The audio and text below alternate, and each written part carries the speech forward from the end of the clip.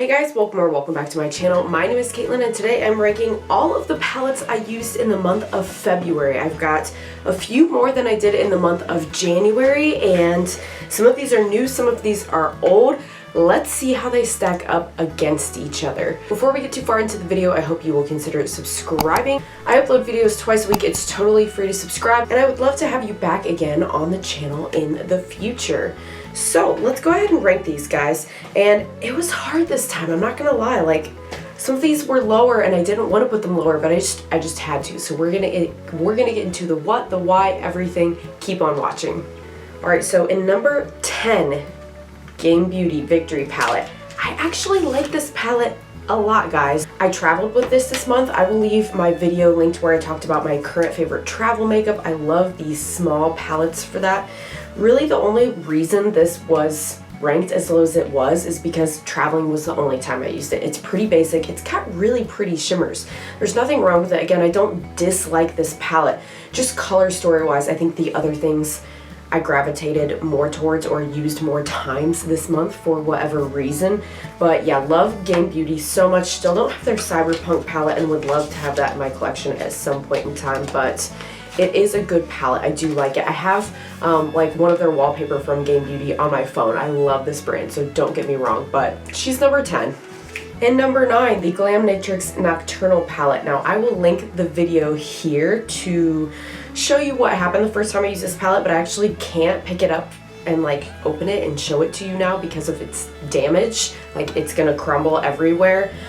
So this one got ranked that lowly just because I did not have a good first experience with it. I will use it more. I need to use it more. Maybe it'll get ranked higher in the future, but that was just like a bad first impression, and I've been really turned off by trying it again. I only ranked it higher because I do think it has a more interesting color story, and it does have more like special shifty shades in it than the Game Beauty one does, but this one's number 9.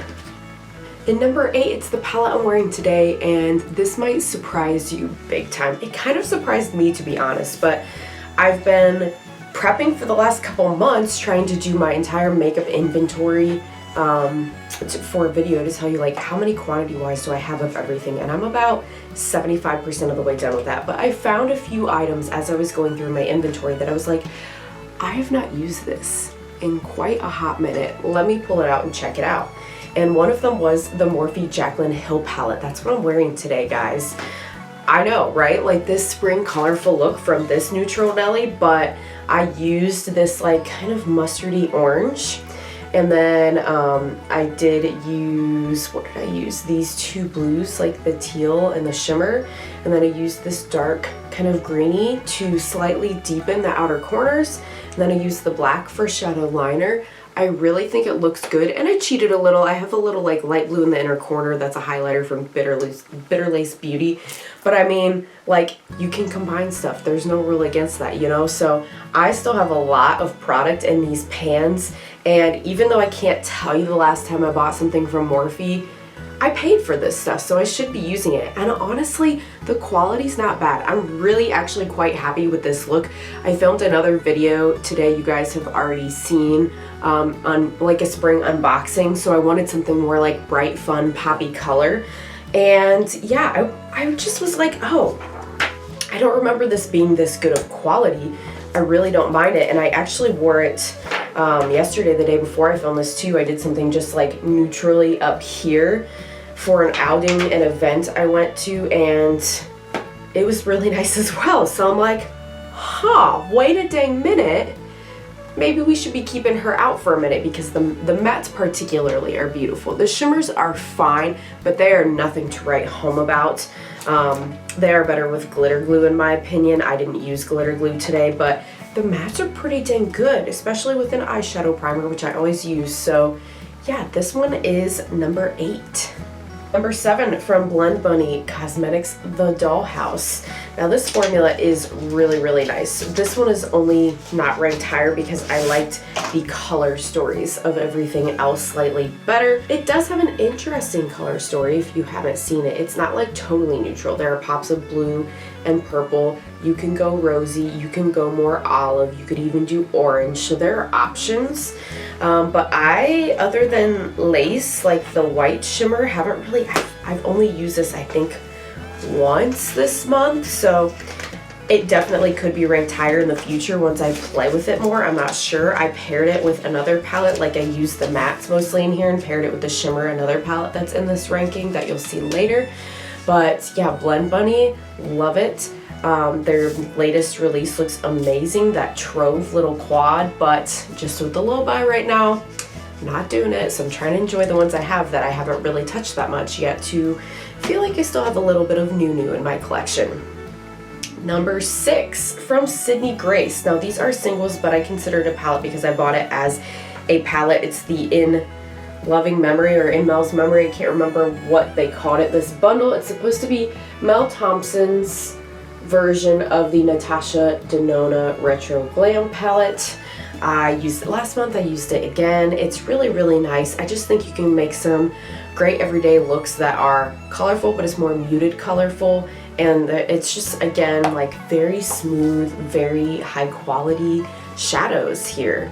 The shimmers, I again think like the Morphe, they need a little bit of a glitter primer to really show their best stuff. But I've really been happy with this, and clearly I have some room to grow, either whether it be with Sydney Grace or some other singles in there. Number 5 from Sugar Drizzle is the Sugar Dreams Duochrome Shimmer Eyeshadow Palette. This is the one that I had paired with the Dollhouse that I was telling you was coming later in the ranking. This is an all shimmer 9-pan, all duochromes.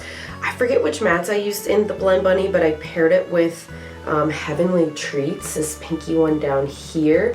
Really love Sugar Drizzle's shimmers, always have. Love them as a brand. If you've been here a while, you've probably heard me talk about them before. I really do like them.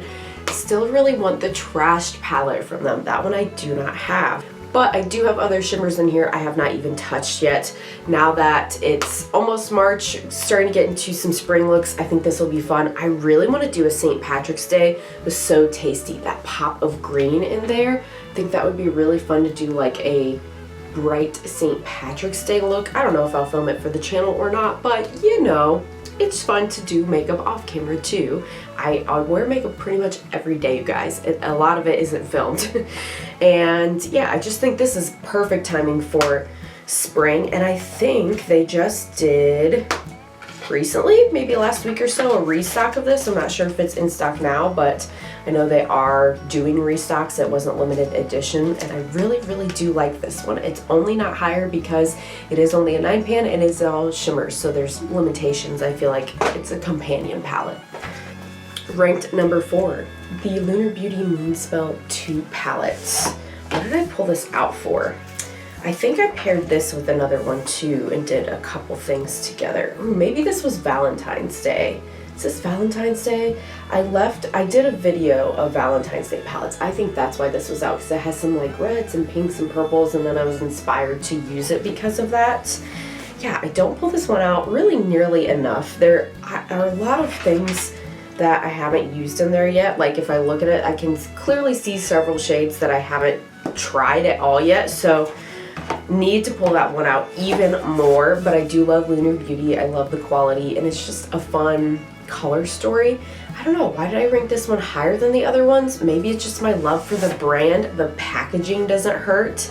The fact that it's like a book looks really nice on the shelf. Sometimes it's, Manny gets this, sometimes it's the full experience of the makeup. It's important that you have good product inside, but it's not always just the product that's important. The presentation and the packaging too, I feel like, is important to, I don't know, have the whole experience. Alright, in third place is the palette that I paired with the Lunar Beauty when I used it last, and that is the Adept Cosmetics Plain Jane palette. Pulled this one out again. I do not have the remastered one. I have the original one. If you haven't seen it, here it is. And I most frequently pull this out for ACI 2, which is this kind of bronzy, like neutral shade up here. I've definitely used every single shade in this palette at this point. But it's really a favorite, guys. It's one that I will go back to and back to and back to, and I don't forget about it. You know, with the Jaclyn one, I said like, oh, I forgot about it. Let's like see how I feel about it after all this time. I use this one enough and pull it out enough. I feel like that I don't forget about it and go like, oh yeah, whatever happened to that one? No, I seek this one out frequently. So the other two were so top tier though that they were ranked even above that this month. Number 2 is also from Adept Cosmetics. This is their unnamed arrow inspired palette. I will leave my video linked on that. Holy duochromes, you guys. That's all I can say with this one. Still have not even scratched the surface of possibilities with this. There are greens, there are olives, there's yellows, there's pink, there's blue, there's purple. There's just a lot of fun you could have with this one. I like how jewel toned some of these duo and multi-chromes are too on the eyes.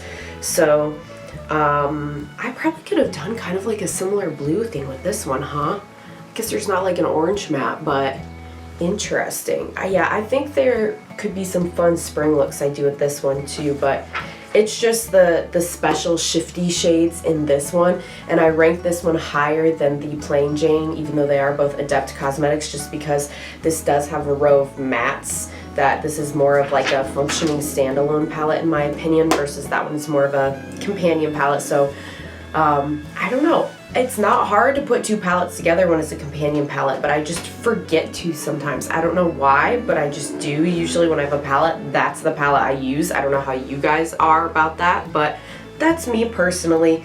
And the top one was just so stinking good that I had to put it number 1. I filmed a video creating my look with this, and I got so many comments in the video I filmed wearing that look that people were like, oh my gosh, your eyeshadow looks so good. And I was like, thank goodness I filmed it. It's coming in the next video, y'all. But this was my purchase from Pat McGrath, first one ever. I'll leave link to the video where I tested a whole bunch of new brands I've been meaning to test, try them out for the very first time. This is the Mothership, reading Roman numerals, Mothership 9, I believe. IX is 9, right? Utopian Dream. And the hype's real, you guys. Like, it's one of those things that you're like, dang it, I wanted to say that it's not worth the money, you know? I wanted to say it's an unjustified price, but it is gorgeous, particularly this pink special shade right here. Oh, the texture. It's not quite a pressed flaky, but it definitely has some sort of texture to it that's really nice. The shimmer I used in my video is actually this one.